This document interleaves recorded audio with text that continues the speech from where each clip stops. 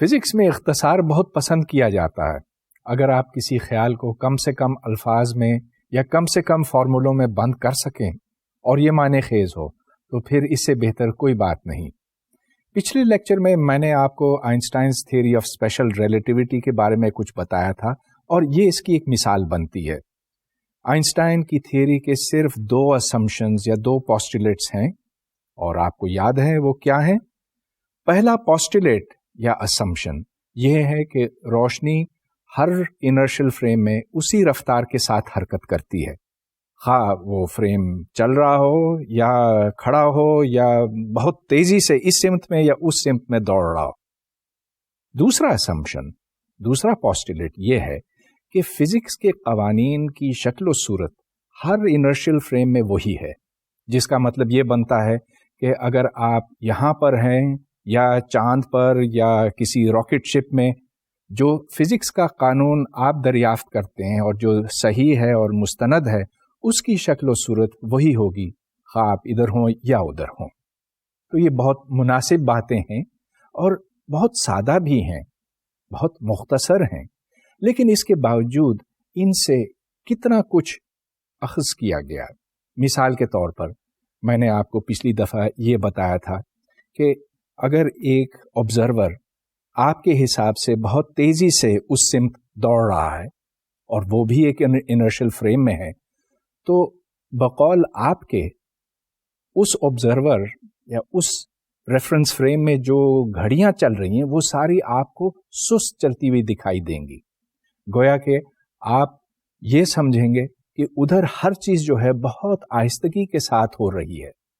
اور دوسری بات جو میں نے پچھلے لیکچر میں آپ کو بتائی تھی وہ تھی لورنس کانٹریکشن، یعنی کہ اگر کوئی شے آپ کی طرف آ رہی ہو یا آپ سے دور جا رہی ہو تو اگر اس کی لمبائی L ہے، آپ کو وہ چیز چھوٹی دکھائی دے گی اور اس کی لمبائی L ڈیوائڈیڈ بائی گاما ہوگی، اور گاما آپ کو یاد ہوگا is 1/√1 - v² divided by c². v اس فریم کی ویلوسٹی ہے. سب سے پہلے میں آپ کی تھوڑی سی یاد دہانی کرانا چاہوں گا. 2 فریمز ہیں، ایک S دوسرا S' ہے، اور ان کے اوریجنز O اور O' پر ہیں. کوئی سا ایک واقعہ ہوتا ہے، اور یاد رہے کہ ایک واقعے کا مطلب ہے کہ کوئی چیز ہوتی ہے کسی مقام پہ کسی وقت کے اوپر. گویا کہ اس کے 2 کوآرڈینیٹس ہیں، ٹائم اور اسپیس. اور اگر یہ 1 ڈائمینشن میں ہے تو ٹائم اور ایکس، اور اگر 3 ڈائمینشن میں ہے تو ٹائم اور ایکس وائی زیڈ. تو فریم S' کے حساب سے سیدھے ہاتھ کی طرف دوڑ رہا ہے اسپیڈ v کے ساتھ. اب جو کوآرڈینیٹس S میں دیکھے جائیں گے وہ T اور X کہلاتے ہیں، اور جو کوآرڈینیٹس S' میں دیکھے جاتے ہیں وہ T' اور S' کہلاتے ہیں. ان دونوں میں جو تعلق ہے وہ لورنس ٹرانسفارمیشن کے ذریعے سے ہے.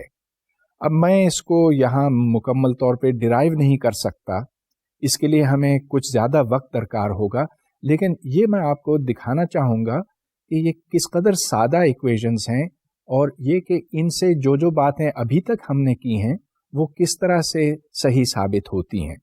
یعنی کہ میں ان کی کنسسٹنسی دکھانا چاہوں گا.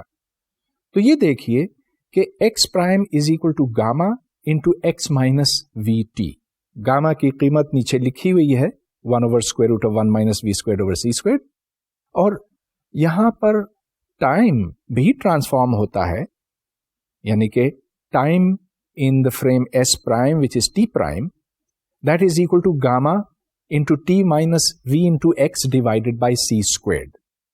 اگر آپ S' کے حوالے سے دیکھیں تو جو کچھ S میں ہو رہا ہے اس کے کوآرڈینیٹس آپ X' کی ٹرمز میں لکھ سکتے ہیں. گویا کہ X اور T کی ویلیو آپ نکال سکتے ہیں، اور وہ وہی شکل و صورت رکھتے ہیں، وہی فارم رکھتے ہیں، ماں سوائے یہ کہ جہاں V ہے اس کی جگہ پر آپ -V لگاتے ہیں، تو اور کوئی فرق نہیں. اور جیسا کہ میں نے آپ کو بتایا یہ ایکویشنز میں یہاں ڈیرائیو نہیں کروں گا، لیکن اب اس کے ہم کانسیکوینسز دیکھتے چلے جائیں گے. यहाँ पर मैंने एक्स प्राइम लिखा है in terms of x and T, और टी प्राइम लिखा है in terms of x and T, और फिर इसको उलट भी सकते हैं। लेकिन अगर हम दो इवेंट्स के दरमियान फासला देखें, टाइम के लिहाज से ये डेल्टा टी कहलाएगा और स्पेस के लिहाज से डेल्टा एक्स कहलाएगा। मतलब यहाँ के दो इंटरवल्स होते हैं, मसलन एक ये दूसरा ये, तो इन दो इंटरवल्स में जो फर्क है टाइम का वो डेल्टा टी का है, और जो स्पेस का है यानी कि इनमें जितना फासला था वो डेल्टा एक्स का है, वो भी इसी तरह से रिलेट होगा। यानी कि delta ex prime will be gamma into delta x minus we delta T. अब डेल्टा एक्स और डेल्टा टी से हम एक क्वांटिटी बनाते हैं जिसको द इनवेरिएंट इंटरवल कहा जाता है, और इसकी डेफिनेशन आपके सामने है। इसको मैंने आई कहा है, and I is defined as C delta T squared minus delta x squared. मतलब ये कि जितना टाइम इंटरवल इन दोनों इवेंट्स के दरमियान है उसका स्क्वायर लेना है, और उसमें से जो स्पेस इंटरवल है डेल्टा एक्स वो सबट्रैक्ट करना है, और ये फ्रेम एस में मेजर किया है। गोया कि this is the value of the invariant interval in frame S. अब चलिए हम ये देखना चाहेंगे कि अगर हम इसको किसी दूसरे फ्रेम एस प्राइम में देखते हैं तो उधर उसकी कीमत क्या होगी। लॉरेंट्ज ट्रांसफॉर्मेशन अब इसके ऊपर लगाया जाए तो देखिए कि आई प्राइम जिसकी शक्ल वही है, that is it is C delta T prime squared minus delta ex prime squared. अब यहां पर आप डेल्टा टी प्राइम और डेल्टा एक्स प्राइम की वैल्यूज लगाएं, और ये देखें कि this is C squared gamma squared into delta T minus we delta x over C squared minus gamma squared into delta x minus we delta T squared. अब इसमें बस थोड़ी सी अलजेब्रा करने की जरूरत है।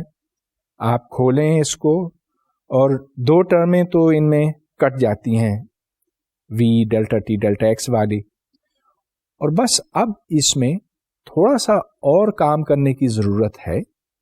यहां पर गामा स्क्वेयर्ड की कीमत लगाएं, और गामा स्क्वेयर्ड है 1 divided by 1 minus we squared over C squared. और फिर आपको यह पता चलता है कि I prime is the same as I, इसीलिए हम इसको इनवेरिएंट इंटरवल कहते हैं। इनवेरिएंट इस वास्ते कि आपने फ्रेम एस में और फ्रेम एस प्राइम में मुख्तलिफ इंटरवल्स देखे थे। यहां पर डेल्टा एक्स देखा था, वहां डेल्टा एक्स प्राइम देखा है, यहां पर डेल्टा टी देखा है, वहां डेल्टा टी प्राइम देखा है। लेकिन जब आप ये क्वांटिटी कंस्ट्रक्ट करते हैं इनवेरिएंट इंटरवल, तो इसकी कीमत वही रहती है इस फ्रेम में भी और उस फ्रेम में भी। अब ये बिल्कुल वही बात है जो आप किसी वेक्टर के हवाले से देखते हैं। ये एक वेक्टर है, अब इसके कंपोनेंट्स कुछ हैं, चलिए एक्स और वाई, इसकी लंबाई square root of x squared plus Y squared है। अब मैं अगर इसको यूं टेढ़ा करके यूं अपना फ्रेम ऑफ रेफरेंस बदलूं तो मुझे एक्स प्राइम और वाई प्राइम दिखाई देंगे कंपोनेंट्स के तौर पे, मगर जो लंबाई है square root of ex prime square plus Y prime square, वो तो नहीं बदलेगी। तो जिस तरह एक वेक्टर की लंबाई एक इनवेरिएंट क्वांटिटी होती है, इनवेरिएंट इस लिहाज से कि हाँ हम इस रेफरेंस फ्रेम से देखें या उस रेफरेंस फ्रेम से, और यहां इस और उससे मतलब ये कि अगर हम रोटेट करें या ना रोटेट करें, इसकी लंबाई वेक्टर की लेंथ चेंज नहीं होती। इस लिहाज से इनवेरिएंट इंटरवल भी एक तरह की लेंथ है, मगर इसके माने बहुत मुख्तलिफ हैं। अब इसको बेहतर तौर पर समझने के वास्ते फर्ज कीजिए कि हम एक रोशनी का पल्स फ्रेम एस प्राइम में छोड़ते हैं, और ये फ्रेम एस प्राइम चलिए साकिन है, फ्रेम एस प्राइम यूं आता है और इसके पास से गुजर जाता। जिस वक्त ये दोनों ओरिजिन्स कोइंसाइड करते हैं, एक ही मकाम पर होते हैं, तो उस वक्त ये पल्स चलता है। अब फ्रेम एस में ये पल्स रोशनी का پھیلتا چلا جائے گا. کس رفتار پہ؟ آبویسلی اسپیڈ آف لائٹ پہ. روشنی کی رفتار پہ حرکت کرتی. مگر اب ایس پرائم کا سوچیے. ایس پرائم میں یہ کیا دکھائی دے گا؟ وہاں بھی ایک روشنی کا پلس دکھائی دے گا. اب ایس میں جو انویرینٹ انٹرول ہے اس کی قیمت 0 ہوگی، اس واسطے کہ delta X is equal to C times delta T. وہ اس لیے کہ جیسا کہ میں نے کہا the pulse of light is spreading out at the speed of light. دوسری طرف ایس پرائم میں بھی exactly یہی چیز دکھائی دے گی، لیکن وہاں پر delta x prime will be equal to c into delta t prime. تو لیفٹ سائڈ بھی 0 ہے اور رائٹ سائڈ بھی 0 ہے. اور یہاں سے ہمیں پتا چلتا ہے کہ یہ ایک ضروری شرط ہے کہ یہ کوانٹٹی اس ریفرنس فریم اور اس ریفرنس فریم دونوں میں برابر قیمت رکھے. یہاں پر تو آئی کی قیمت 0 تھی، اس واسطے کہ delta X was equal to C delta T. تو جب آپ آئی بناتے ہیں اس سے تو ظاہر ہے کہ وہ 0 بنتا ہے. ایسے انویرینٹ انٹرول کو ہم لائٹ کہتے ہیں، اس واسطے کہ اس میں جو 2 ایونٹس ہیں، ایک ایونٹ یہ کہ پلس یہاں سے چھوٹتا ہے اور دوسرا ایونٹ یہ کہ پلس وہاں پہنچتا ہے فاصلہ ڈیلٹا ایکس کے اوپر، اور ڈیلٹا ایکس اس واسطے سی ڈیلٹا ٹی کے برابر ہے، یا ڈیلٹا ایکس پرائم سی ڈیلٹا ٹی پرائم کے برابر ہے. یہ ایک خاص کیس ہے جس کو لائٹ کہتے ہیں. مطلب یہ کہ یہ جو 2 واقعات ہیں ان کو ایک لائٹ کی رے کنیکٹ کر سکتی ہے. تو اگر یہاں سے ایک پلس نکلتا ہے اور یہاں پہ وہ پکڑا جاتا ہے تو the interval is equal to 0، اس واسطے کہ c delta t is equal to delta x. لیکن اس کے علاوہ یہ بھی پاسبل ہے کہ آئی کی ویلیو پازیٹیو ہو یا نیگیٹو ہو. اگر پازیٹیو ہے تو اس کو ٹائم لائک کہتے ہیں، اور اگر یہ نیگیٹو ہو تو اس کو اسپیس لائک کہتے ہیں. اب ان کی میں تھوڑی سی وضاحت کرنا چاہوں گا. ٹائم لائک سے مراد یہ کہ 2 ایونٹس کے درمیان جو ٹائم کا فرق ہے ڈیلٹا ٹی، سی اسکوائرڈ ڈیلٹا ٹی اسکوائرڈ از بگر دین ڈیلٹا ایکس اسکوائرڈ. تو ایسی صورت میں اگر 2 ایونٹس میں فزیکل فاصلہ، اسپیس کے لحاظ سے فاصلہ کم ہو تو یہ ٹائم لائک کہلاتا ہے، اور اس کے برعکس یہ اسپیس لائک کہلاتا ہے. اب یہ یاد رہے کہ اگر ایک انٹرول فریم ایس کے اندر ٹائم لائک ہے یا اسپیس لائک ہے تو دوسرے میں بھی یہ ٹائم لائک یا اسپیس لائک ہوگا، اس واسطے کہ جو انٹرول ہے وہ نہیں بدلتا، خواہ فریم ایس میں ہو یا فریم ایس پرائم میں ہو. اب فرض کیجئے آپ کسی ایک فریم میں ہیں، چلیے اس کو ایس کہیں، اور اس میں کوئی پارٹیکل کھڑا ہے. اب اگر آپ ایکس اور ٹی کا ایکسس بنائیں، ٹی کو اوپر کی طرف ڈرا کریں، ایکس کو اس طرف، تو ٹائم بدلتا جاتا ہے لیکن پارٹیکل ادھر ہی کھڑا ہے، لہذا ایک سیدھی لائن ورٹیکل آپ کو دکھائی دے گی، and that is the world line of a particle at rest. اس کو ورلڈ لائن اس لیے کہتے ہیں کہ پارٹیکل کی مکمل معلومات اس کے اندر موجود ہے. تو یہ ایک جگہ پہ کھڑا ہے لیکن وقت آگے چلتا جا رہا ہے. اب اگر کوئی تیز حرکت کرنے والی چیز ہو، مثلاً راکٹ، تو ظاہر ہے کہ یہ ایک ورٹیکل لائن نہیں ہوگی، یہ ترچھی ہوگی. اس سے زیادہ اینگل ایک فوٹون کا بنتا ہے کیونکہ فوٹون روشنی کی رفتار کے اوپر حرکت کرتا ہے. اب انہی باتوں کو ہم بہتر طور پہ سمجھنے کے لیے اس ڈائیگرام کو دیکھیں گے. اس ڈائیگرام میں مستقبل، ماضی اور حال یہ تینوں دکھائے گئے ہیں. اس وقت ٹی ایکولز 0 ہے، ماضی میں ٹی نیگیٹو تھا اور مستقبل میں ٹی پازیٹیو ہوگا. اب جیسے جیسے ایک پارٹیکل حرکت کرتا ہے ویسے ویسے اس کی ایکس کی ویلیوز تبدیل ہوتی جاتی ہیں. تو کبھی یہ آہستہ، کبھی تیز، کبھی رائٹ کی طرف حرکت کرتا ہے اور کبھی لیفٹ کی طرف، لیکن کسی ایک وقت کے اوپر یہ کسی ایک مقام پہ موجود ہوتا ہے. جو آپ دیکھ رہے ہیں وہ لائٹ کون کہلاتا ہے.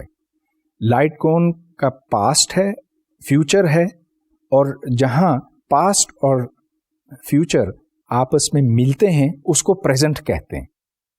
اب کیونکہ ہر شے روشنی کی رفتار سے کم رفتار پہ حرکت کر سکتی ہے، اس لیے جو کچھ ماضی میں ہے، اس پارٹیکل کے ماضی میں ہے، وہ لوور یا پاسٹ لائٹ کون کے اندر ہے، اور جہاں جہاں پارٹیکل ہو سکے گا مستقبل میں وہ فیوچر لائٹ کون میں ہے. تو جو شیڈڈ علاقہ ہے، انہی علاقوں کے اندر یہ پارٹیکل رہ سکتا ہے. چونکہ یہ اسپیڈ آف لائٹ سے زیادہ تیز نہیں موو کر سکتا، تو یہ نہ بالکل رائٹ کی طرف ہو سکے گا اور نہ ہی لیفٹ کی طرف. مطلب یہ کہ پاسٹ کا لائٹ کون اور فیوچر کا لائٹ کون یہی ممکنات ہیں، پارٹیکل ان سے باہر نہیں ہو سکتا. ریلیٹیوٹی میں ڈیلٹا ایکس اور ڈیلٹا ٹی. ڈیلٹا ایکس فرق ہے پوزیشن میں دو واقعات کے درمیان، اور ڈیلٹا ٹی ان میں ٹائم کا جو فرق ہے. اور اسی طرح اگر آپ کسی دوسرے فریم میں دیکھیں تو وہاں ڈیلٹا ایکس پرائم اور ڈیلٹا ٹی پرائم ہے. اب سوال یہ پیدا ہوتا ہے کہ اگر دو واقعات یوں ہوتے ہیں کہ پہلے یہ اور پھر دوسرا یہ، تو اگر آپ ایس پرائم یا کسی دوسرے فریم سے دیکھیں کیا وہ آرڈر وہی رہے گا؟ ادھر مسئلہ علت اور معلول، کاز اور ایفیکٹ کا ہے. ایک کاز ہے جس کے نتیجے میں ایفیکٹ پیدا ہوتا. مثلا کوئی گیند پھینکتا ہے اور دوسرا شخص اس کو پکڑتا ہے، یا گولی چلتی ہے اور وہ گولی جا کر کسی کو لگتی ہے، تو گولی چلانا کاز ہے اور کسی کو جا کے لگنا اور اس کو چوٹ پہنچنا ایفیکٹ ہے. تو پہلے کاز اور بعد میں ایفیکٹ. اب کیا یہ ممکن ہو سکتا ہے کہ ریلیٹیوٹی میں اگر کوئی تیز دوڑتا ہوا شخص انہی واقعات کو دیکھے تو کیا ان کا آرڈر ریورس ہو سکتا ہے؟ مطلب یہ کہ ون پریسیڈز دی ادر. یہ ایک بہت دلچسپ سوال ہے، اس کے اوپر ہمیں غور کرنے کی ضرورت ہے. اصل میں اس کا جواب تو ہمارے پاس پہلے سے موجود ہے. وہ اس لیے کہ اگر آپ انویرینٹ انٹرول دیکھیں آئی، جس کی قیمت ہے c delta t whole squared minus delta x squared, تو یہ ہر فریم میں وہی قیمت رکھتی ہے. اگر آئی پازیٹیو ہے اس فریم میں تو آئی پازیٹیو ہے اس فریم میں، اگر نیگیٹو اس فریم میں ہے تو نیگیٹو اس فریم میں ہے. لہذا ریلیٹیوٹی میں بھی کاز اور ایفیکٹ میں بالکل وہی تعلق ہے جو ہم اپنی عام زندگیوں میں دیکھتے ہیں. تو یہ کبھی نہیں ہوگا کہ اگر میں نے گولی چلائی اور کسی کو جا کے لگی تو کسی دوسرے فریم میں اس کا الٹ دیکھا جا سکے، یعنی کہ پہلے گولی لگے اور پھر رائفل چلائی جائے.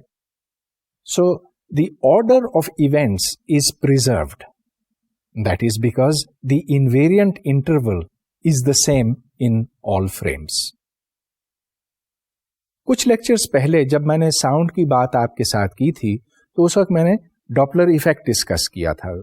اس میں یہ کہ اگر کوئی ساؤنڈ کا سورس، مثلا کوئی گاڑی ہارن بجاتی ہوئی ایسے جا رہی ہے، تو وہ شخص جو زمین پر کھڑا ہے، جو روڈ کے اوپر کھڑا ہے، اس کو فریکوینسی بدلی ہوئی دکھائی دے گی، سنائی دے گی، اور اس کو ڈاپلر ایفیکٹ کہتے ہیں. یہ فریکوینسی بڑھتی ہے جو گاڑی اس کی طرف آتی ہے، اور پھر جب وہ ادھر سے گزر جاتی تو وہ فریکوینسی کم اس کو سنائی دیتی.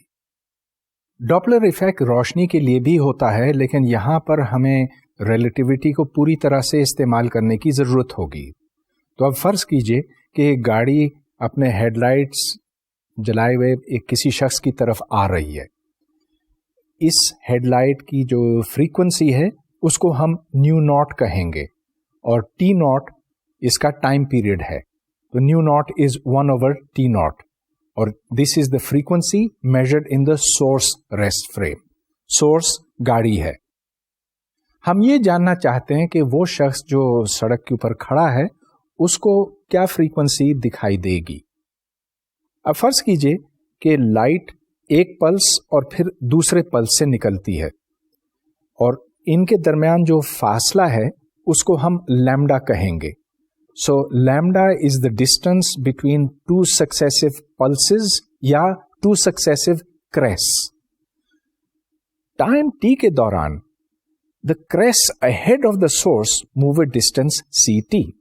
वो इसलिए कि जो रोशनी की रफ्तार है वो c है और टाइम t में ये फासला c इंटू t तय करेगी.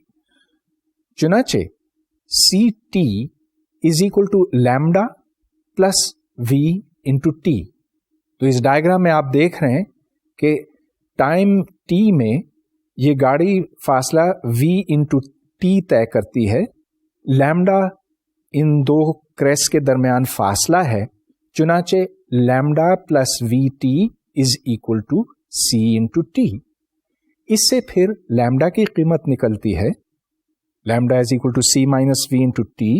और यहां से फिर फ्रीक्वेंसी आप निकालते हैं, वो फ्रीक्वेंसी जो वो शख्स देखेगा जो जमीन के ऊपर खड़ा है. उसकी वैल्यू है c over lambda which means c into c minus we into T. लेकिन ये t कौन सा t है, ये बड़ा अहम सवाल बनता है. ये t capital T, this is the time between two pulses measured by the man on the ground. वो इसलिए कि फ्रीक्वेंसी तो आखिर वो अपने हिसाब से देखेगा ना, और फ्रीक्वेंसी क्या है 1 ओवर टाइम. वो टाइम जो उसके बकौल दो पल्सेस के दरमियान है. तो पहले एक पल्स आता है और टाइम t के बाद दूसरा आता है. अब रिलेटिविटी में t और t नॉट के दरमियान एक ताल्लुक है और वो ताल्लुक टाइम डायलेशन से है जो मैंने पिछले लेक्चर में कवर किया था. तो यहां से t is equal to gamma T not. Gamma is 1 over square root of 1 minus we square over C square. अब आप न्यू की वैल्यू यहां से पता करें तो थोड़ा सा ये अलजेब्रा करना होगा आपको. याद रहे कि सी स्क्वायर माइनस वी स्क्वायर को आप लिख सकते हैं as C minus we multiplied by C plus we. तो ये सब कुछ करने के बाद आप इस नतीजे पे पहुंचते हैं कि जो शख्स जमीन पे खड़ा है वो फ्रीक्वेंसी न्यू देखेगा और उसकी कीमत है square root of C plus we divided by C minus we into new not. अब देखिए यहां पर कोई फर्क नहीं पड़ता कि आप उस शख्स की तरफ जा रहे हैं या वो आपकी तरफ आ रहा है. साउंड के केस में दो फॉर्मूले एक दूसरे से बिल्कुल मुख्तलिफ थे, यहां एक ही है. हां, जब वो आपको देख रहा है तो v की वैल्यू नेगेटिव होगी और जब आप उसको देख रहे हैं तो v की वैल्यू पॉजिटिव होगी. मां सिवाय इसके और कोई फर्क नहीं है. तो डॉपलर इफेक्ट में अगर कोई सोर्स हरकत करता है तो उससे जो रोशनी निकलती उसका रंग बदल जाता है. या अगर हम लाइट की नहीं, अगर हम किसी और इलेक्ट्रोमैग्नेटिक फ्रीक्वेंसी की बात कर रहे हैं तो फिर उस फ्रीक्वेंसी में फर्क आ जाता है. वो फर्क हमने निकाल लिया, उसकी वैल्यू निकाल रही है. It is square root of C plus we divided by C minus we. अब इसकी बहुत सी एप्लीकेशंस हैं और एक दो का मैं अब जिक्र करता हूं. मिसाल के तौर पे अगर आपने कभी मोटरवे के ऊपर ड्राइव किया हो तो आपने देखा होगा कि जगह जगह पर मोटरवे पुलिस खड़ी है और उनके पास कुछ आलात हैं जिससे वो गाड़ी की स्पीड चेक करते हैं. ये आलात हैं क्या, किस तरह से काम करते हैं? दे यूज द डॉपलर इफेक्ट. और इसकी मैं अब थोड़ी सी वजाहत करता हूं. तो इस आले में, इस डॉपलर रेडार में होता यह है कि एक इलेक्ट्रोमैग्नेटिक पल्स, रोशनी का पल्स हो सकता है लेकिन ज्यादा इम्कान यह है कि ये किसी उससे कम फ्रीक्वेंसी का हो, ये जाकर उस गाड़ी के साथ टकराता है और टकरा कर फिर ये वापस आता है. गाड़ी सोर्स बन जाती है ऑफ इलेक्ट्रोमैग्नेटिक वेव्स. और चूंकि ये एक हरकत करने वाला सोर्स है तो जब उससे रोशनी आती है आपकी तरफ तो उसकी फ्रीक्वेंसी बढ़ जाती है. कितना बढ़ती है? Bye square root of C plus we divided by C minus we. चुनाचे उस आले के अंदर, उस रेडार डॉपलर में आप ये मेजर करते हैं कि जो फ्रीक्वेंसी आपने भेजी थी और जो फ्रीक्वेंसी आपको वापस मिली, इन दोनों में फर्क कितना है. So you calculate new minus new not और यहां से फिर गाड़ी की स्पीड निकल आती है. اب یہ تو گاڑی کی مثال تھی، لیکن اس کے علاوہ اس طرح کی اور بھی بہت سی مثالیں ہیں. اگر ایک جہاز کی سپیڈ آپ میجر کرنا چاہتے ہیں ڈاپلر ریڈار سے تو وہ بھی اسی طرح سے ہوگی، اور سیٹلائٹ کی بھی. لیکن اس سے زیادہ دلچسپ بات یہ کہ فرض کیجئے کہ آسمان میں آپ کو 2 ستارے دکھائی دیتے ہیں اور وہ یوں گھوم رہے ہیں. ان کے گھومنے کی سپیڈ بھی آپ اسی طرح سے معلوم کر سکتے ہیں. اب یہ کیسے؟ دیکھیے، اب تو ممکن نہیں کہ آپ ستاروں کی طرف کوئی روشنی بھیجیں اور پھر وہاں سے وہ ریفلیکٹ ہو کر آپ کی طرف واپس آئے، لیکن وہ ستارے خود سورسز ہیں، اور ہم یہ جانتے ہیں کہ ان سورسز میں کچھ ایسے سورسز ہیں جن کا ایک مخصوص سگنیچر ہے. ہائیڈروجن ایٹم لیجیے. ہائیڈروجن ایٹم جب وہ ایکسائٹ ہوتا ہے، جب آپ مثلا ہائیڈروجن کو گرم کرتے ہیں تو اس میں سے ایک مخصوص رنگ کی روشنی نکلتی ہے. اس کی ایک خاص چھاپ ہے. جس طرح آپ کے انگوٹھے کی چھاپ ہوتی ہے، ویسے ہائیڈروجن ایٹم سے نکلنے والی روشنی کی بھی ایک خاص چھاپ ہوتی ہے. اب ہائیڈروجن ایٹم اگر آپ سے دور جا رہا ہو تو اس سے نکلنے والی جتنی بھی فریکوینسیز ہیں وہ کم ہو جائیں گی، اور اگر وہ آپ کی طرف آ رہا ہو تو وہ ساری فریکوینسیز بڑھ جائیں گی.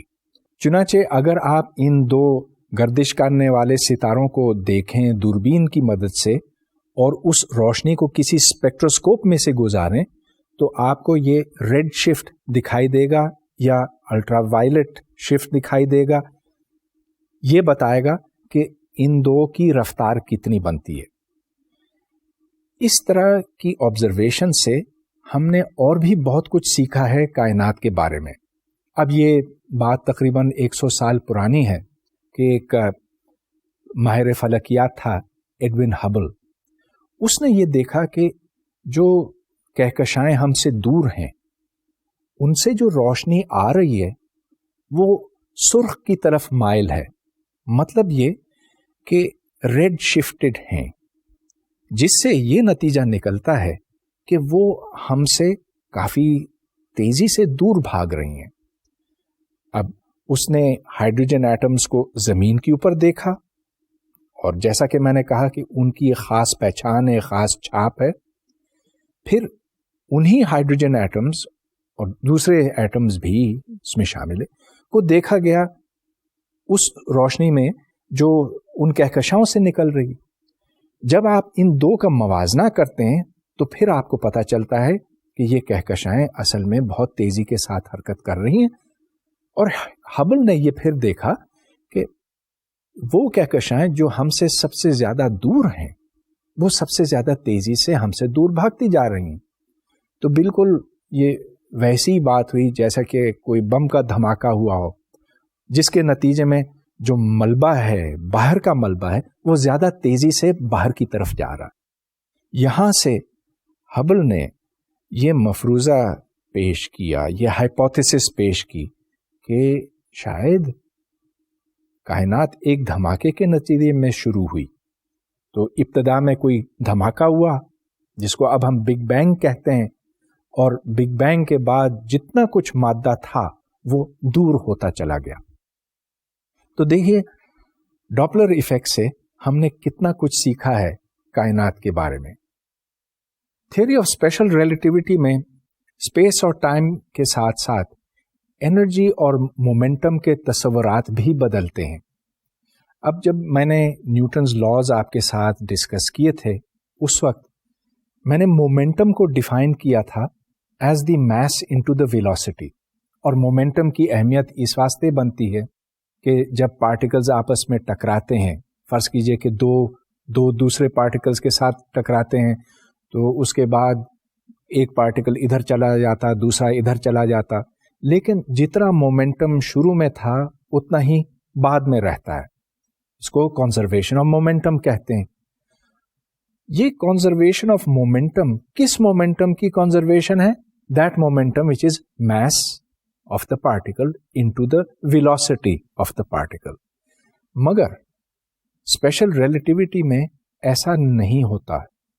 اگر آپ مومنٹم کو میس انٹو ویلوسٹی ڈیفائن کریں تو پھر جو پارٹیکلز آپس میں ٹکراتے ہیں اور ہائی سپیڈز کے اوپر جہاں ریلیٹیوٹی کی اہمیت بنتی ہے، ایسی صورت میں مومنٹم کنزرو نہیں رہتا۔ چلیے اس کو ہم بہتر طور پہ سمجھتے ہیں۔ سب سے پہلے ہم نان ریلیٹیوسٹک سچویشن دیکھتے ہیں، مطلب یہ کہ ایسی سچویشن جس میں نیوٹنز لاز اپلائی کرتے ہیں اور جس کو میں نے گیلیلین ٹرانسفارمیشن کہا تھا وہ اپلائی کرتا ہے، نہ کہ لورینس ٹرانسفارمیشن۔ لورینس ٹرانسفارمیشن تب ضروری ہوتی ہے جب اسپیڈ آف لائٹ کے نزدیک ہوں۔ تو یہاں پر دو پارٹیکلز آپس میں ٹکرا رہے ہیں۔ ٹکرانے سے پہلے ایک پارٹیکل کی اسپیڈ تھی یو اے اور دوسرے کی تھی یو بی۔ ٹکرانے کے بعد ایک کی یو سی ہو گئی اور دوسرے کی یو ڈی ہو گئی۔ اب کنزرویشن آف مومنٹم کے مطابق M A into U A plus M B into U B is equal to M C into U C plus M D into U D, اور ساتھ ساتھ جو ٹوٹل ماس ہے وہ بھی کنزرو رہتا ہے۔ مطلب یہ کہ جتنا ماس شروع میں تھا M A plus M B اتنا ہی بعد میں رہتا ہے M C plus M D. اب اگر آپ اس کو کسی دوسرے فریم کے حوالے سے دیکھیں، ایک ایسا فریم جو سیدھے ہاتھ کی طرف جا رہا ہے اسپیڈ وی کے ساتھ، تو اس فریم میں جو ویلوسٹی آپ کو دکھائی دے گی یو پرائم، اس کی قیمت ہے یو مائنس وی، لہذا u is equal to u prime plus v. اور اب جب آپ کنزرویشن آف مومنٹم لگاتے ہیں تو M A into U A prime plus M B into U B prime, یہ انیشل مومنٹم بنتا ہے، اور یہ برابر ہے ایم سی into U C prime plus M D into U D prime. گویا کہ مومنٹم کنزرو رہتا ہے، اور یہاں پر مومنٹم کو ڈیفائن کیا گیا ایز میس انٹو ویلوسٹی۔ لیکن اب چلیے ہم اس کو ریلیٹیوٹی کے حوالے سے دیکھتے ہیں، اور ریلیٹیوٹی میں جب آپ سپیڈز کو کمبائن کرتے ہیں تو یہ گیلیلین طریقے سے نہیں، اب آپ کو ریلیٹیوٹی کا فارمولا استعمال کرنا ہوگا، وہ فارمولا جو میں نے پچھلے لیکچر میں ڈرائیو کیا تھا۔ اس فارمولے اور گیلیلین فارمولے میں فرق ڈینومینیٹر میں آتا ہے۔ تو یہ دیکھیں کہ U prime is equal to U minus V divided by 1 minus U V over C squared. تو جو ڈینومینیٹر ہے اس میں جو سی اسکوائرڈ کی ویلیو آتی ہے یہ بہت بڑی ہے، اور آپ نارملی اس کو نیگلیکٹ کر سکتے ہیں، لیکن یہ چیز موجود ہے۔ لہذا یہاں پر اگر آپ کنزرویشن آف مومنٹم اپلائی کریں اور ادھر مومنٹم سے مراد یہ میس انٹو ویلوسٹی، تو یہ فارمولا بنتا ہے جو آپ کے سامنے ہے، لیکن لیفٹ سائڈ اور رائٹ سائڈ یہ ایک دوسرے کے برابر نہیں ہیں اور مومنٹم اب کنزرو نہیں ہے۔ چنانچہ اگر آپ میس انٹو ویلوسٹی کا فارمولا استعمال کریں مومنٹم کے ڈیفینیشن کے طور پہ، تو پھر مومنٹم نہیں کنزرو رہے گا۔ سوال یہ پیدا ہوتا ہے کہ کیا مومنٹم کی کوئی ایسی ڈیفینیشن بنائی جا سکتی ہے جو دو شرائط پوری کرے؟ ایک یہ کہ مومنٹم کنزرو رہے ریلیٹیوٹی کے استعمال سے، اور اس کا مطلب یہ بھی کہ اگر اس فریم میں کنزرو ہے تو اس فریم میں بھی کنزرو ہونی چاہیے، وہ فریم جو تیزی سے اس طرف دوڑ رہا ہے۔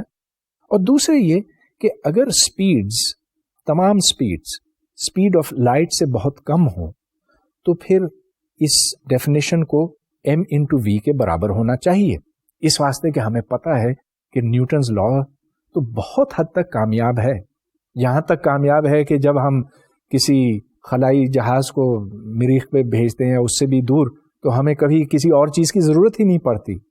لہذا نیوٹنز لاز بہت حد تک درست ہیں، لیکن اب ہم یہ جاننا چاہتے ہیں کہ اگر سپیڈ آف لائٹ کے قریب ہوں تو پھر کیا ہوگا۔ لہذا ہمیں یہ پتا ہے کہ limiting case P equals mv ضرور موجود ہے۔ اب چلیے ہم اس کو دیکھتے ہیں، یہ دیکھتے ہیں کہ ایسی ڈیفینیشن کیا ہونی چاہیے، اور اصل میں یہ ڈیفینیشن بہت سادہ ہے۔ آپ ایم وی یا ایم یو نہیں، گاما انٹو ایم یو اگر استعمال کریں بطور ایک ڈیفینیشن کے، تو پھر یہ ڈیفینیشن بن جاتی ہے ریلیٹیوسٹک مومنٹم کی. اب ہم یہ دیکھیں گے کہ اگر ہم اس ڈیفینیشن کو استعمال کریں تو پھر جو دو شرائط میں نے بیان کی تھیں وہ دونوں پوری ہو جاتی ہیں.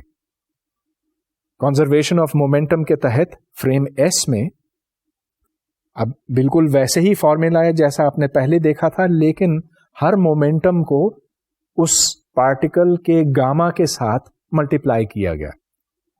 ہر پارٹیکل کا الگ گاما ہوگا کیونکہ ہر پارٹیکل کی الگ سپیڈ ہوگی، اور گاما اے سے مطلب یہ 1 divided by square root of 1 minus velocity of that particle squared divided by C squared وغیرہ.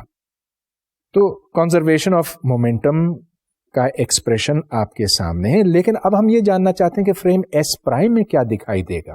ادھر اگر آپ وہ فارمولا ویلوسٹی ایڈیشن کا استعمال کریں جو میں نے آپ کو تھوڑی دیر پہلے دکھایا تھا، تو اس فارمولے میں دو علیحدہ سیٹس بن جاتے ہیں. ایک سیٹ میں m a gamma a into v plus M b gamma b into v left side پر آتا ہے، اور دوسری سائڈ پر ایم سی into gamma c v plus M D into gamma d وی.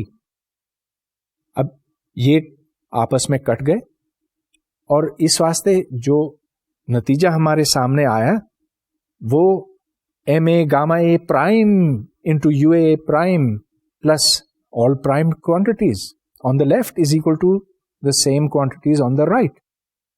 یہاں سے ہمیں یہ معلوم ہوتا ہے کہ مومنٹم اگر ایس فریم میں کنزروڈ ہے تو وہ ایس پرائم میں بھی کنزروڈ ہے، اور چونکہ گاما 1 کو اپروچ کرتا ہے جیسے جیسے اسپیڈ 0 کو جاتی ہے، تو یہ نیوٹنز لاز کے ساتھ بھی جا کے ملتا ہے، نیوٹن کی ڈیفینیشن سے یہ مطابقت رکھتا ہے. لہذا مومنٹم کا جو ہم نے نیا ڈیفینیشن دریافت کیا ہے وہ بہت صحیح ہے دونوں لحاظ سے، کہ ہر فریم میں یہ درست رہتا ہے اور مومنٹم ہر فریم میں کنزرو رہتا ہے، اور دوسری طرح یہ نیوٹنز لاز سے بھی کنسسٹنٹ ہے، یا اس لمٹ میں ان کے ساتھ کنسسٹنٹ ہے. نیوٹونین میکینکس میں نہ صرف مومنٹم لیکن انرجی سے بھی سابقہ پڑتا ہے. کائنیٹک انرجی نیوٹونین میکینکس میں half M into velocity squared ہے. تو کیا کائنیٹک انرجی ریلیٹیوٹی میں بھی ہاف ایم وی اسکوائرڈ ہوگی؟ اس کا جواب ہے نہیں، ایسا نہیں ہوگا. جس طرح سے ہمیں مومنٹم کی ڈیفینیشن بدلنی پڑی، اسی طرح سے ہمیں انرجی کی ڈیفینیشن بھی بدلنی پڑے گی، اور اس کے بڑے دور رس نتائج ہیں. اس سے جو ریزلٹس برآمد ہوں گے وہ واقعی بہت حیران کن ہیں، اور اس کے جو اپلیکیشنز ہیں ان کا میں تھوڑی دیر بعد ذکر کروں گا. لیکن سب سے پہلے ہم یہ جاننا چاہتے ہیں کہ اسپیشل ریلیٹیوٹی میں انرجی کو کیسے سمجھا جائے. اس کے لیے ہمیں تھوڑی سی کیلکولیشن کرنا پڑے گی. تو سب سے پہلے یہ دیکھیں کہ F D X, this is the amount of work done when a force F moves through distance D X. یہ چھوٹا سا کام کا ایلیمنٹ ہے ایف ڈی ایکس، اور اگر آپ انٹیگریٹ کریں تو اس سے ٹوٹل کام، ٹوٹل ورک ملتا ہے جس کو میں نے کے کہا ہوا ہے.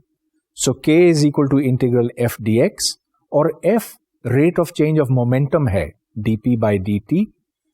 اس کو تھوڑا سا ری ارینج کیجئے تو یہ بنتا ہے d x by d t into d p, اور d x by d t تو اسپیڈ ہے جس کو یو کہا گیا ہے یہاں پر. تو ہمیں integral U D P calculate کرنا ہے. اب میں مومنٹم کی وہ ڈیفینیشن لکھوں گا جو میں نے آپ کو تھوڑی دیر پہلے دکھائی تھی، اور جو صحیح ہے دو وجوہات کی بنا پہ. ایک تو یہ کہ نیوٹنز لاز کے ساتھ یہ لمیٹنگ کیس میں تبدیل ہو جاتا ہے، اور دوسرے یہ کہ اس ڈیفینیشن سے مومنٹم کنزرو رہتا ہے ہر فریم میں. تو چلیے D P is equal to M into D of the speed U divided by square root of 1 minus you squared over C squared. یہ مومنٹم کی نئی ڈیفینیشن لیتے ہوئے یہاں بھی آپ یہ دیکھیں کہ اگر میں سی کو بہت بڑا کر دوں تو جو اسکوائر روٹ فیکٹر ہے وہ 1 بن جائے گا، اور D P M into D U بن جائے گا جیسا کہ نیوٹنز میکینکس میں ہوتا ہے. لیکن یہاں پر آپ کیلکولس تھوڑی سی استعمال کریں تو جو فیکٹر بریکٹس میں ہیں اس کے دو حصے بن جاتے ہیں. جب آپ اس الجبرا سے گزر جاتے ہیں تو M U into D you divided by 1 minus you squared over C squared to the power 3/2 بچتا ہے. اس کو اب یو ڈی پی میں ڈالیں اور انٹیگریٹ کریں 0 سے یو تک. وہ اس لیے کہ اگر ایک فورس کسی جسم کے اوپر عمل کرتی ہے اور اس جسم کی اسپیڈ 0 سے یو تک پہنچتی ہے تو ٹوٹل کام اس مومنٹم کو انٹیگریٹ کرنے سے ملے گا اور یو کو انٹیگریٹ کرنے سے ملے گا from 0 to the maximum value u. لہذا یہاں پر جو فائنل انٹیگرل سالو کرنا ہے that is u d you divided by 1 minus you squared over C squared to the 3/2. اب یہ آپ بڑی آسانی سے حل کر سکتے ہیں, یا اگر آپ کو یاد نہیں ہے تو آپ جا کے کسی انٹیگرل ٹیبلز میں دیکھ لیں. نتیجہ آپ کے سامنے ہے M C squared divided by square root of 1 minus you squared over C squared minus M C squared. اب یہ جو ڈفرنس ہے ایم سی squared into gamma minus M سی اسکوائرڈ, یہ فرق اس کام کی وجہ سے ہے جو اس قوت نے کیا اس جسم کے اوپر. This is the work done by the force. لہذا یہاں سے ہم انرجی کو ڈیفائن کرتے ہیں, اور جس طرح ہم نے مومنٹم کو ڈیفائن کیا تھا اسی طرح سے ہم انرجی کو ڈیفائن کر کے اس کو ایک نیا مطلب دے رہے ہیں. We have defined it now as gamma into m C squared, یا m C squared divided by square root of 1 minus v squared over C squared. اس ڈیفینیشن کے تحت اگر ویلوسٹی اس پارٹیکل کی 0 بھی ہو جائے تو بھی انرجی 0 نہیں ہوتی. جو کم سے کم انرجی اس پارٹیکل کی بنتی ہے اس کو ریسٹ انرجی کہا جاتا ہے, اور اس کی قیمت ہے میس انٹو سی اسکوائرڈ. یہ ایک بہت انقلابی بات ہمارے سامنے آئی. عام طور پہ تو ہم یہ سمجھتے رہے کہ اگر کوئی جسم ساکن ہے تو اس کی انرجی 0 ہوگی, لیکن یہاں پر یہ پتہ چل رہا ہے کہ ساکن ہونے کے باوجود اس کی انرجی اس کے ماس کے پروپورشنل ہے, and it is multiplied by C squared. اگر آپ یہ ڈیفینیشن استعمال کریں تو پھر جب پارٹیکلز آپس میں ٹکراتے ہیں تو انرجی کنزرو رہتی ہے. بصورت دیگر یہ نہیں ہوتی.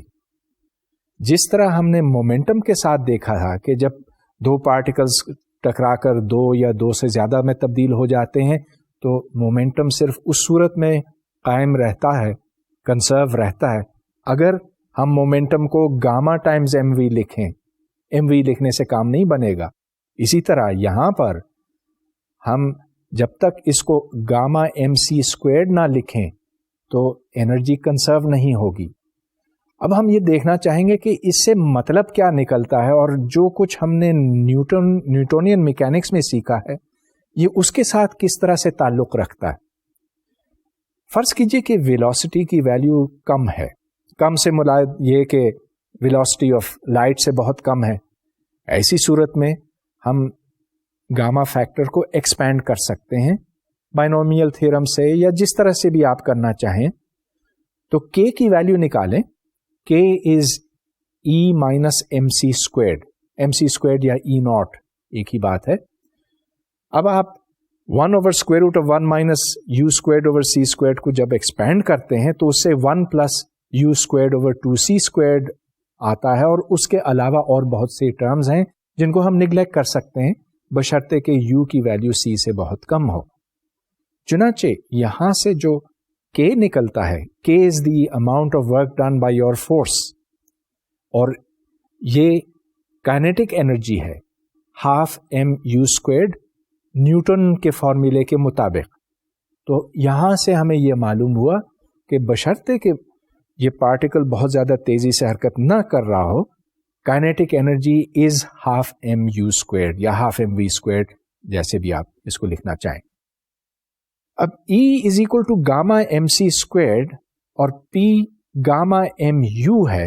یہاں سے ہمیں U کی قیمت پتہ چلتی ہے, مطلب یہ کہ the speed which is then the momentum divided by gamma into M اور اس کو آپ اگر لکھنا چاہیں دس از P into C squared divided by E. تھوڑا سا الجبرا اور کیجئے, اس میں گاما کی ویلیو ڈالیے اور الجبرا کرنے کے بعد ہمیں یہ نتیجہ ملتا ہے کہ E squared یعنی کہ the square of the total energy of the particle is equal to C squared into the momentum squared, اور یاد رہے کہ this is the relativistic momentum squared plus m squared C to the power 4th. یہ ایک بڑا مشہور formula ہے. E squared is equal to C squared P squared plus m squared C to the 4th. دیکھیں اس سے ہمیں کیا کچھ سیکھنے کو ملتا ہے. ایک بات تو یہ سامنے آتی ہے کہ اگر m کی ویلیو 0 ہو, مطلب یہ کہ اگر یہ ایک میسلیس پارٹیکل ہو, پھر بھی اس کی انرجی 0 نہیں ہوگی. اس فارمولے کے مطابق E is equal to C times P. گویا کہ ایک فوٹون لائٹ کا پارٹیکل ہے جس کا کوئی ماس نہیں ہے, وہ بھی انرجی کیری کرتا ہے, اور اس میں کوئی زیادہ حیران ہونے کی بات نہیں ہے, اس واسطے کہ جب آپ ٹارچ کے سامنے یا کسی لیزر کے سامنے یا دھوپ میں اپنا ہاتھ رکھتے ہیں تو کیا آپ کو یہاں کچھ محسوس نہیں ہوتا اپنے ہاتھ پر؟ ضرور ہوتا ہے. اور یہ اس بات کی دلیل ہے کہ فوٹونز یا لائٹ یا الیکٹرو میگنیٹک ویوز دے آل کیری انرجی. کتنی انرجی یہ اس کے فریکوینسی کے اوپر منحصر ہے. E is equal to h nu, یہ ایک بہت مشہور فارمولا ہے. ریلیٹیوسٹک انرجی کا جو میں نے فارمولا ڈیرائیو کیا E is equal to gamma mc squared, یہ فزکس کا شاید سب سے مشہور فارمولا ہے. اگر کوئی پارٹیکل کھڑا ہو دیٹ از ایٹ ریسٹ, تو اس صورت میں گاما کی ویلیو 1 ہوگی, لیکن پھر بھی E 0 نہیں ہوگا. E will be equal to mc squared. یہ مشہور اس واسطے ہے کہ یہاں سے آپ کو پتا چلتا ہے کہ mass can be converted into energy, یا اگر آپ m کو لکھیں as E divided by E squared تو انرجی کو آپ ماس میں تبدیل کر سکتے ہیں. اس کی بے انتہا اپلیکیشنز ہیں جن کی بہت زیادہ اہمیت بنتی ہے. اب سب سے پہلے آپ نیوٹونین میکینکس کے حوالے سے دیکھیں. اگر کوئی سی شے ہے, آپ اس کو 2 میں توڑتے ہیں تو دونوں کے ماسز کو اگر آپ ایڈ کریں تو وہ ٹوٹل ماس کے برابر بنتا ہے, یعنی کہ اس شے کے ماس کے برابر بنتا ہے جس کو توڑا گیا. لیکن ریلیٹیوٹی میں ایسا ہونا ضروری نہیں ہے. تو مثال کے طور پر اگر کوئی بھاری ایٹم ہے اور وہ بھاری ایٹم ٹوٹتا ہے تو جتنا ماس بھاری ایٹم کا تھا اور جو چھوٹے ایٹم اس کے نتیجے میں پیدا ہوئے, ضروری نہیں ہے کہ دونوں کے ماسز برابر ہوں. سو m may not be equal to m1 plus m2 plus m3 اگر یہ 3 ٹکڑوں میں ٹوٹا ہے. جو فرق ہے کیپٹل M میں اور m1 plus m2 plus m3 وغیرہ میں, یہ انرجی کا فرق ہے, اور یہ انرجی پھر کائنیٹک انرجی پیدا کرتی ہے. تو مثال کے طور پر اگر کوئی یورینیم کا ایٹم ہے اور وہ 2 یا 2 سے زیادہ ٹکڑوں میں ٹوٹتا ہے تو وہ ٹکڑے پھر بہت کائنیٹک انرجی اپنے ساتھ لے کر نکلتے ہیں. اگر یہ یکدم ہو تو اس کو ایٹم بم کہا جاتا, اور اگر اس کو ایک کنٹرولڈ انداز میں ریلیز کیا جائے تو یہ توانائی مستقل طور پر نکلتی رہتی ہے. اس کو پھر ہم استعمال کر سکتے ہیں بجلی پیدا کرنے کے واسطے وغیرہ. تو یہ نیوکلیئر فشن کہلاتا ہے. اب آپ اس چیز کو الٹ بھی سکتے ہیں, وہ اس طرح سے کہ اگر آپ کے پاس انرجی ہے تو اس انرجی کے ساتھ آپ پارٹیکلز بھی کریٹ کر سکتے ہیں. یہاں میں اس کی کوئی زیادہ تفصیل نہیں بتا سکتا, لیکن مختصر یہ کہ جس طرح ایک الیکٹران ہوتا ہے اسی طرح میرا مطلب یہ کہ اسی ماس کا لیکن اپوزٹ چارج کا ایک اینٹی الیکٹران یا پوزیٹران ہوتا ہے. تو پوزیٹران بالکل ویسا ہی ہے جیسے الیکٹران ہوتا ہے, مگر چارج اس کا الٹ ہے, اسی لیے پوزیٹران کہلاتا ہے, اور یہ اسی طرح سے گھومتا ہے جس طرح الیکٹران گھومتا. تو جب 2 فوٹونز یا لائٹ کے دو پارٹیکلز آ کر ایک دوسرے کے ساتھ ٹکراتے ہیں تو ان سے الیکٹران اور پوزیٹران پیدا ہوتے ہیں. اب یہ ایک مثال بنتی ہے کہ انرجی، اور یہ انرجی فوٹونز کی ہے، پارٹیکلز میں تبدیل ہو گئی، نئے پارٹیکلز بنے، پرانے ختم ہو گئے، فوٹونز ختم ہو گئے، پوزیٹرانز، الیکٹرانز یہ نکلتے چلے گئے. اور یہ چیز تو ہم اپنی لیبارٹریوں میں ہر وقت دیکھتے ہیں. گویا کہ انرجی کو میٹر میں اور میٹر کو انرجی میں تبدیل کرنا اب ایک ایسی چیز ہے جو فزسسٹ بہت اچھی طرح سے سمجھ چکے ہیں. آخر میں یہ کہوں گا کہ ماس ایک ایسی چیز ہے جو ہر فریم میں ایک ہی ویلیو رکھتی ہے، گویا کہ یہ ایک انویرینٹ ہے. لیکن کبھی کبھی آپ کو کتابوں میں ایک فارمولا ملتا ہے m is equal to m naught divided by square root of 1 minus v squared over c squared، اور پھر m naught کو ریسٹ ماس کہا جاتا اور m کو موونگ ماس کہا جاتا. اب میں یہ نہیں کہہ رہا ہوں کہ یہ فارمولا غلط ہے، لیکن یہ ضرور ایک کنفیوژن پیدا کرتا ہے، اس واسطے کہ آپ کو یہ تاثر ملتا ہے کہ ماس اسپیڈ کے ساتھ تبدیل ہوتا جاتا. لیکن جو ماڈرن وے آف تھنکنگ ہے اور جو ریسرچ فزسسٹ استعمال کرتے ہیں، اس میں ہم ماس کو ایک فکسڈ کانسٹنٹ کوانٹٹی سمجھتے ہیں جس کی ویلیو ہر فریم میں برابر ہے، اور اگر وہ ماس ایٹ ریسٹ ہو تو E equals MC squared, E اس کی انرجی بنتی ہے. اب میں آئندہ کسی لیکچر میں آپ کو یہ بتاؤں گا کہ اصل میں ماس کس طرح سے انرجی میں تبدیل ہوتا ہے اور انرجی کس طرح سے ماس میں تبدیل ہوتی ہے. اس کے جو میکینکس ہیں اور اس کی جو ڈیٹیلز ہیں وہ پھر کسی لیکچر کا موضوع بنیں گی.